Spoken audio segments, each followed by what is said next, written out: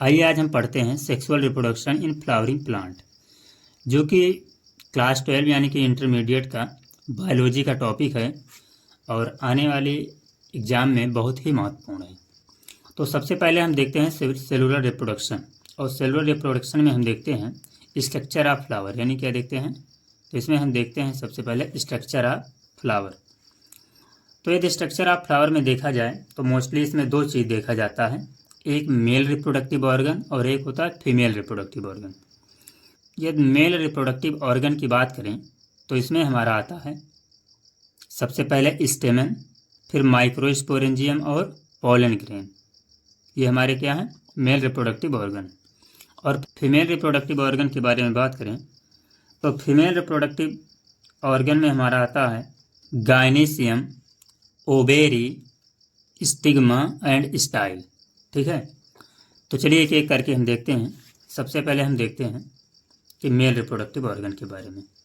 तो जब हम आगे चलते हैं तो देखते हैं कि in plant reproduction the androecium has the male reproductive organ and gynoecium has the female reproductive organ. यानी कि इसमें ये बताया जा रहा है कि जो हमारा एंड्रोसियम है वो मेल रिप्रोडक्टिव ऑर्गन है और जो गायनीसियम है वो फीमेल रिप्रोडक्टिव ऑर्गन है। अब यदि एक एक करके पढ़ें तो सबसे पहले हम देखते हैं यदि मेल रिप्रोडक्टिव ऑर्गन के बारे में। तो मेल रिप्रोडक्टिव ऑर्गन के बारे में देखें तो इसमें बताया गया कि it has स्टेमन, microsporangium and pollen grain.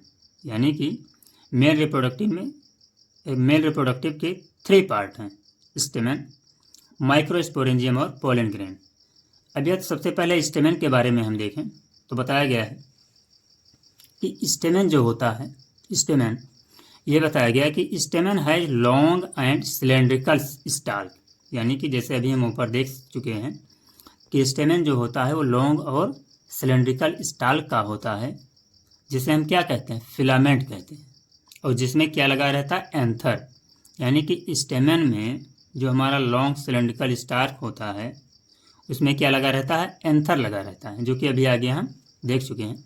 इसे एक बार फिर देख लिया जाए तो यहाँ पर हम देख रहे हैं ये हमारा है फिलामेंट और ये हमारा है एंथर। ठीक है, जो कि क्या है, एक मेल रिप्रोडक्टिव ऑर्गन। अब इसके बारे में थोड़ा और पढ़ें। फिर बताया गया है स्टेमन में कि इट हैज बाइलोब स्ट्रक्चर। यानी कि जो हमारा स्टेमन है ये क्या है, बाइलोब स्ट्रक्चर है। और इस बाइलोब स्ट्रक्चर को हम क्या कहते हैं, तो इस बाइलोब स्ट्रक्चर को कहा गया है डाइथीकस। यानी इसे क्या कहा गया है, तो इसे कहा गया है डाइथीकस। डाई मीन्स होता है 2 और थीकस मीन्स होता है पार्ट, यानी कि लोब। यानी कि डाइथीकस मीन्स हुआ इसके 2 लोब हो गए। आगे देखते हैं, dithecous lobe means bilobe structure, यानी कि 2 lobe structure. And this bilobe structure are found 4 microsporangia. यानी कि इसमें क्या होता है, तो इसमें 4 माइक्रोस्पोरेंजिया होता है, जो कि located at the corner of 2 in each lobe. यानी कि जो दोनों लोब के कॉर्नर पर पाया जाता है। अब इसमें आगे बताया गया कि it generally surrounded by 4 structure. यानी कि जो हमारा माइक्रोस्पोरेंजिया है यानी कि एंथर है वो किससे सराउंड होता है, 4 लेयर से, जिसमें है epidermis, endodermis, middle layer and टेप्टम। टेप्टम को हम इनर लेयर भी कहते हैं। यानी कि टेप्टम को क्या कहते हैं, तो टेप्टम को हम इनर लेयर भी कहते हैं। फिर आगे बताया गया कि दीज 3 लेयर, यानी कि ये जो तीनों लेयर होती हैं, दीज 3 लेयर, यानी जैसे epidermis, endodermis and middle layer. यानी कि जो आगे की एपिडर्मिस, इंडोडर्मिस और मिडिल लेयर होती हैं, दे प्रोवाइड द प्रोटेक्शन। यानी कि ये क्या प्रोवाइड करती हैं, तो ये एंथर को या माइक्रोस्पोरेंजियम को प्रोटेक्शन प्रोवाइड करती हैं। एंड इनर लेयर या इनर वाल ORR टेप्टम। यानी कि इनर लेयर को ही हम क्या कहते हैं, टेप्टम कहते हैं। तो the tapetum provide the nutrient to develop the pollen grain. Nutrient means होता है पोषक तत्व, यानी कि जो पोलन ग्रेन को ग्रो करने में हेल्प करता है। ठीक है, आगे देखते हैं। फिर आगे बताया गया कि टेप्टम passes dense cytoplasm. टेप्टम possess dense cytoplasm and gradually has one nucleus, यानी कि ये कहाँ पाया जाता है, तो डेंस साइटोप्लाज्म में पाया जाता है, जिसमें क्या होता है, एक न्यूक्लियस होता है। न्यूक्लियस में बताया गया NuCleus, ये क्या है, न्यूक्लियस। न्यूक्लियस में होता है केंद्रक।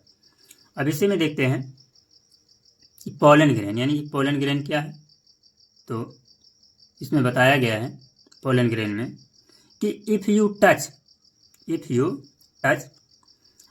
यानी कि जब किसी पोलन ग्रेन को आप टच करते हैं, ओपन एंथर ऑफ हिबिस्कस, यानी कि जो हिबिस्कस रोजा होता है, यानी कि जब हिबिस्कस के एंथर को आप टच करते हैं तो ओपन हो जाता है, और ओपन होने के बाद में उससे निकलता है and yellowish powdery pollen grain on your finger, और आपके उंगलियों पर या आपके फिंगर पर एक पीले कलर का पोलन ग्रेन जो होता है वो क्या होता है, लग जाता है। ठीक है, आगे बताया गया the pollen grain contain 2 cell, यानी कि पोलन ग्रेन में 2 सेल होता है, जिसे हम क्या कहते हैं, वेजिटेटिव सेल और generative cell. Vegetative cell is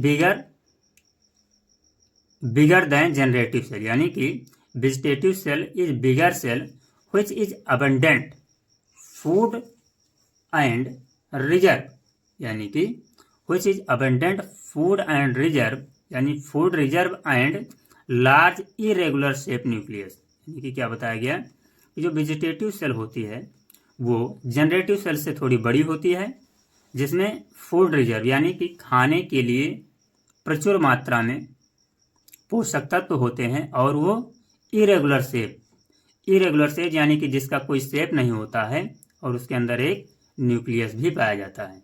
जबकि या जनरेटिव सेल की बात करें तो जनरेटिव सेल में बताया गया कि generative cell is small float in cytoplasm, यानी कि जनरेटिव सेल जो होती है वो वेजिटेटिव सेल से छोटी होती है और साइटोप्लाज्म में क्या करती है, फ्लोट करती रहती है, यानी कि तैरती रहती है।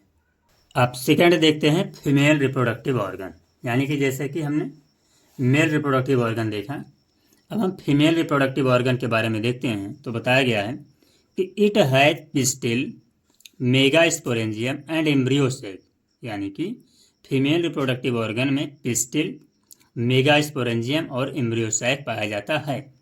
आगे gynoecium has female reproductive organ, जो कि हम आगे अभी पढ़ चुके हैं। फिर इट हैज सिंगल पिस्टिल, यानी कि इट हैज सिंगल पिस्टिल और मोर पिस्टिल, यानी कि जो फीमेल रिप्रोडक्टिव ऑर्गन में पिस्टिल होता है वो सिंगल भी हो सकता है और सिंगल से अधिक भी हो सकता है, यानी कि एक से अधिक भी हो सकता है। तो यदि पिस्टिल हमारा सिंगल होगा तो उसे हम मोनोकार्पलरी कहेंगे, और यदि एक से अधिक होगा यानी कि मोर होगा तो उसे हम मल्टीकार्पलरी कहेंगे।